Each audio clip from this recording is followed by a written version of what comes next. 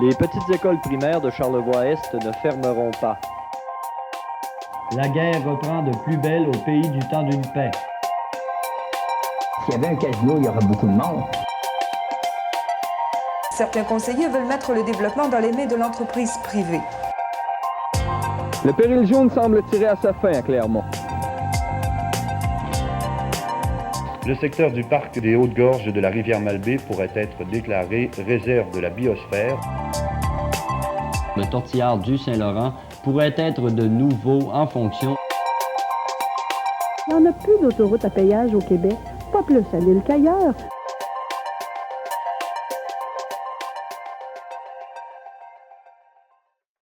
Eh bien, comme vous le savez sans doute, l'homme d'affaires Raymond Malenfant aura bientôt un casino dans son hôtel Fort Garry à Winnipeg.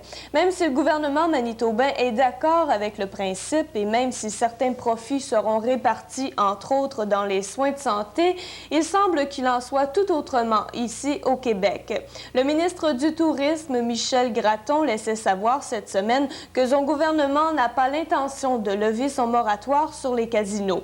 À son avis, les bénéfices engendrés ne pourraient combler la perte des bénéfices sociaux découlant de telles installations. On parle de crimes, de prostitution, bref, tout ce qui est amené par les casinos. Le maire de Pointe-aux-Pics, Jean Lajoie, partage cette opinion.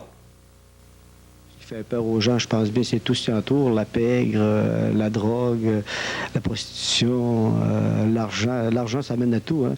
Et quand on parle d'argent, ben, mon Dieu, qu'est-ce que ça amène? Le crime.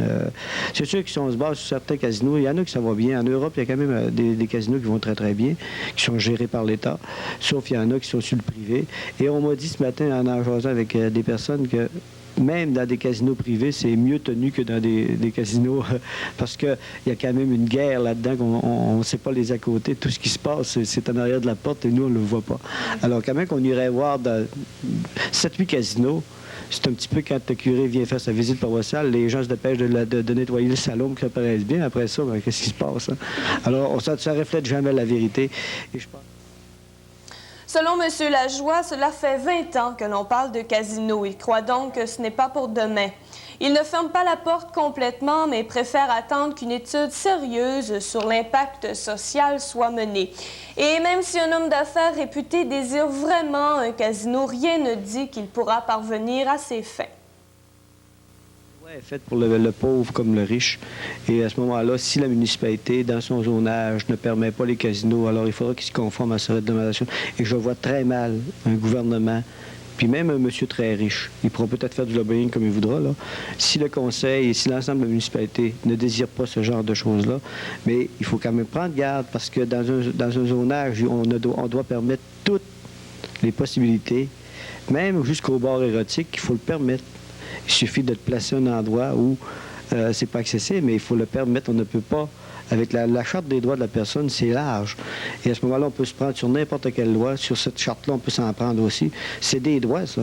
C'est des gens, à ce moment-là, ça existe. C'est de la liberté. Alors, même les casinos, le règlement, sauf il demeure un fait, c'est que présentement, la loi ne le permet pas au niveau du Québec. Il y a un moratoire. Alors, tant que ça, c'est pas levé, disons qu'on va décompresser. Sauf